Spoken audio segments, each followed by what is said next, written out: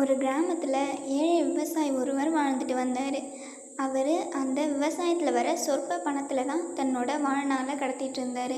ஒரு நாள் அவர் வளர்த்துட்டு இருந்த குதிரை ஒன்று திடீர்னு காணாமல் போயிடுச்சு.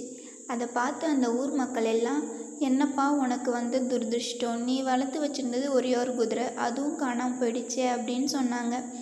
அதுக்கு இவர் இருக்கலாம் அப்படின்ட்டு ஒரே ஒரு வார்த்தையில் முடிச்சிட்டாரு.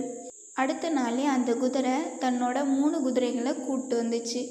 அப்போது அந்த ஊரில் இருக்கவங்க எல்லாரும், என்னப்பா உனக்கு வந்த அதிர்ஷ்டம் 4 குதிரை ஆயிடுச்சு அப்படின்ட்டு சொன்னாங்க. அதுக்கும் இவர் இருக்கலாம் அப்படின்னு சொல்லி எதுக்குப்பா எதை கேட்டாலும் நீ இருக்கலான்னு சொல்கிற அப்படின்ட்டு கேட்குறாரு.